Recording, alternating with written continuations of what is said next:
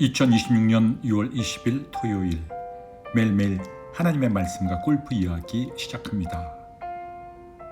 여러분은 구원 받으셨나요? 만약 여러분이 오늘 밤 죽는다면 천국에 갈 수 있나요? 예수님을 믿지 않는 죄를 회개하고 예수님을 내 마음의 주인으로 믿는 것이 곧 영접입니다.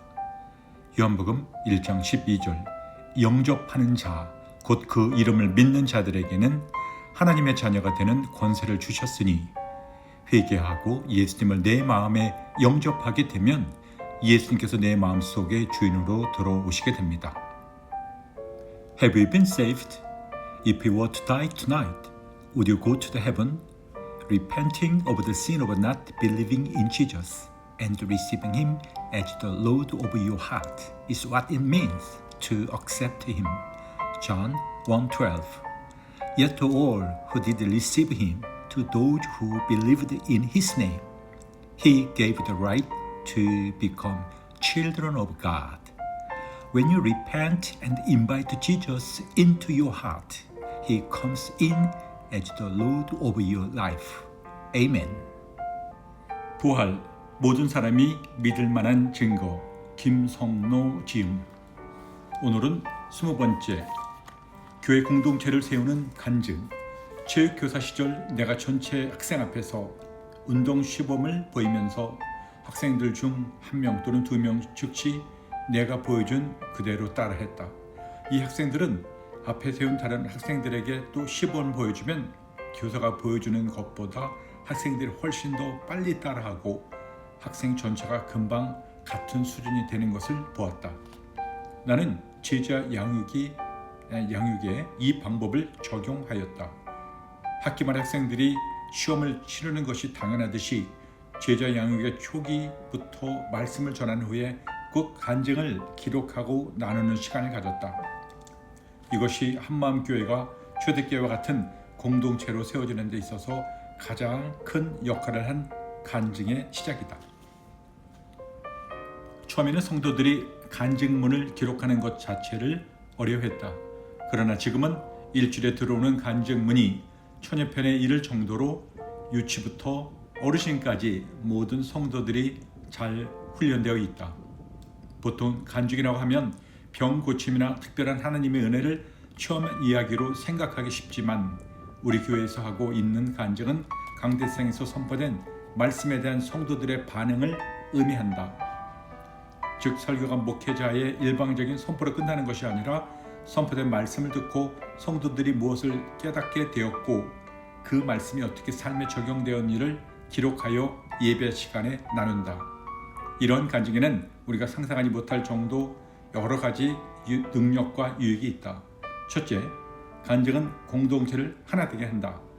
간증을 기록하게 한 이후 가장 두드러진 변화는 말씀을 듣는 태도의 변화이다.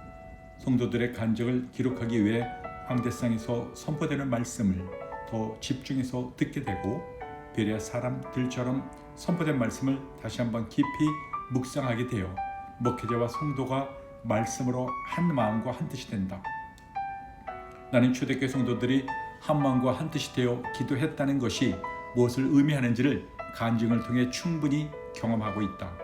성도수가 많아지면 성도들의 가정을 일일이 신방하기가 힘들다.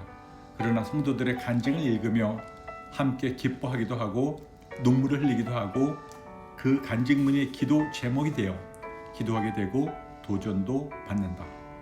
이러한 간증은 목회자와 성도와 성도들이 소통하여 하나 되게 하는 통로이다.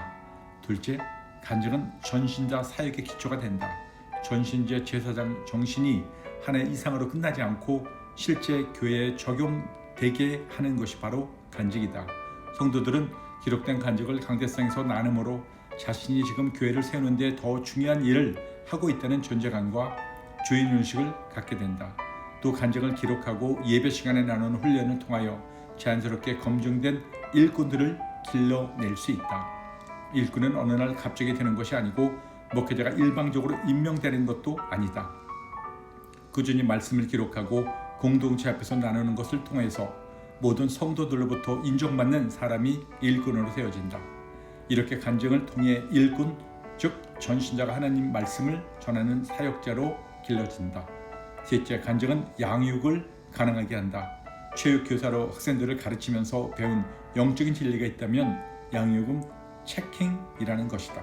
운동선수를 훈련시킬 때 선수들이 모든 것을 체킹하듯이 그리스도의 제자들을 양육하는 데 있어서 체킹은 필수적이다. 이렇게 가능한 것이 바로 간증이다. 간증을 통하여 그 사람의 영적 상태, 성장, 과정, 영적 진보, 받은 말씀, 삶의 문제, 기도 제목, 영적 싸움 등을 할 수 있다. 제자 교육이 교회의 사명이다. 제자 교육이 교회의 사명이다. 하지만 체킹이 없는 양육은 밑빠진 독에 물 붓기이다. 간증은 이러한 허비 없이 예수 그리스도의 제자를 길러내게 한다. 넷째, 간증은 반복을 가능하게 한다. 로마서 10장 17절 말씀처럼 믿음은 그리스도의 말씀을 들음으로 생긴다. 이 우리 교회가 같은 주제의 말씀을 짧게는 몇 주에서 길게는 몇 년씩 반복해서 전한다. 지금 이 시대는 같은 주제의 말씀을 몇 주 이상 반복해서 선포하는 것 자체를 생각하기 어렵다. 매 주일 설교 주제가 다른 것이 마땅하다고 생각한다. 그러나 말씀을 듣는 그때는 좋아도 그 다음 예배 시간쯤 되면 전에 들었던 말씀이 하나도 생각나지 않는 경우가 많다. 말씀을 빼앗는 마귀의 역사가 있는 이 세상에서 들은 말씀이 심령과 골수에 새겨져 믿음으로 자라기 위해 반복은 필수이다. 어떻게 이런 반복이 가능한가? 목회자 혼자서 말씀을 전하면 동일한 주제의 말씀을 반복하여 전하기가 어렵다. 그러나 성도들의 간증을 읽으면 동일한 주제에 대하여 다양한 사람이 각자에서 적용한 말씀을 나누게 되므로 기질이 다른 사람의 문제를 기질에 맞게 풀어주고 말씀의 반복을 통해 말씀을 깊이 있게 적용할 수 있게 해준다. 딱순물이 바위를 뚫고 가랑비에 옷이 젖는 것처럼 반복은 반복적인 말씀 선포를 통해 믿음을 성장하게 한다. 다섯째, 간증은 공동체 안에서 일어나는 영적 싸움의 상황실이 된다. 간증을 통해 목회자는 공동체 전체의 문제를 한눈에 볼 수 있다. 각각의 지체들은 자신의 문제를 기록할 뿐이지만 교회 공동체 입장에서는 공동체를 무너뜨리기 위해 마귀가 어떻게 역사하는지를 한눈에 볼 수 있으므로 영적 싸움에서 승리할 수 있다. 마지막으로 간증은 성령의 음성을 듣는 통로가 된다. 성령께서 역사하신 말씀이 있을 때는 간증이 쏟아져 들어온다. 따라서 간증을 읽다 보면 성령께서 공동체에 무엇을 원하시는지 알 수 있다. 간증은 이렇게 다음 설교의 방향을 인도함 받게 해준다. 간증은 단순한 개인의 영적 성장뿐 아니라 공동체를 든든히 세우는 비결이다. 간증을 기록하는 것은 성도들의 의무다. 사도 바울은 디모데에게 영적인 진보를 모든 사람도 즉 공동체 가운데 분명하게 보여주라고 했다. 우리는 예수를 주인으로 믿을 때 공동체 일원으로 거듭나는 것이므로 신앙생활은 개인적으로 혼자 하는 것이 아니라 교회 공동체와 함께 해야 한다. 아멘, 아멘, 아멘. 로마서 14장. 믿음이 연약한 자를 너희가 봤되 그의 의심하는 바를 비판하지 말라. 어떤 사람은 모든 것을 먹을 만한 믿음이 있고 연약한 자는 채소를 먹느니라. 먹는 자는 먹지 않는 자를 업신 여기지 말고 먹지 못하는 자를 먹는 자를 판단하지 말라. 이는 하나님이 저를 받으셨음이니라. 남의 하인을 판단하는 너는 누구뇨? 그 솟는 것이나 넘어지는 것이 제 주인에게 있음에 저가 세움을 받으리니 이는 저를 세우시는 권능이 주께 있음이니라. 혹은 이 날을 저날보다 낮게 여기고 혹은 모든 날을 같게 여기나니 각각 자기 마음에 확정할지니라. 나를 중히 여기는 자도 주를 위하여 중히 여기고 먹는 자도 주를 위하여 먹으니 이는 하나님께 감사하며 먹지 않는 자도 주를 위하여 먹지 아니하며 하나님께 감사하느니라. 우리 중에 누구든지 자기를 위하여 사는 자가 없고 자기를 위하여 죽는 자도 없도다.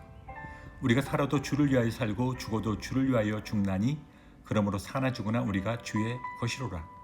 이를 위하여 그리스도께서 죽었다가 다시 살으셨으니 곧 죽은 자와 산 자의 주가 되려 하심이니라. 네가 어찌하여 네 형제를 판단하느뇨? 어찌하여 네 형제를 없인 여기느뇨? 우리가 다 하나님의 심판대 앞에 서리라. 기록되었을 때 주께서 가라사대 내가 살았느뇨? 모든 무릎이 내게 꿇을 것이요 모든 혀가 하나님께 자백하리라 하였느니라. 이러므로 우리 각인이 자기 일을 하나님께 짓고 하리라. 그런즉 우리가 다시는 서로 판단하지 말고 도리어 부딪힐 것이나 거칠 것으로 형제 앞에 두지 아니할 것을 주의하라. 내가 주 예수 안에서 알고 확신하는 것은 무엇이든지 스스로 속된 것이 없으되 다만 속되고 여기는 그 사람에게 속되니라. 만일 식물을 인하여 네 형제가 근심하게 되면 이는 네게 사람으로 행치 아니함이라. 그리스도께서 대신하여 죽으신 형제를 네 식물로 많게 하지 말라. 그러므로 너희의 선한 것이 비방을 받지 않게 하라. 하나님의 나라는 먹는 것과 마시는 것이 아니요 오직 성령 안에서 의의 평과 희락이라. 이로써 그리스도를 섬기는 자는 하나님께 기쁘심을 받으며 사람에게도 칭찬을 받느니라. 그러므로 우리가 화평의 일과 서로 덕을 세우는 일을 힘쓰나니 식물을 인하여 하나님의 사업을 무너지게 말라. 만물이 다 정하되 꺼리낌으로 먹는 사람에게는 악하니라. 고기도 먹지 아니하고 포도주도 마시지 아니하고 무엇이든지 네 형제로 꺼리끼게 하는 일을 아니함이 아름다우니라. 네게 있는 믿음을 하나님 앞에서 스스로 가지고 있으라. 자기 옳다는 바로 자기를 책하지 아니하는 자는 복이 있도다.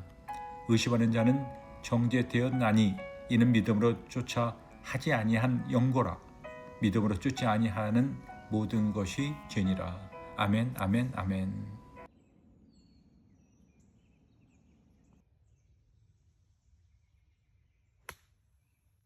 Go. Go. Go. Go. Go. Go. Good shot.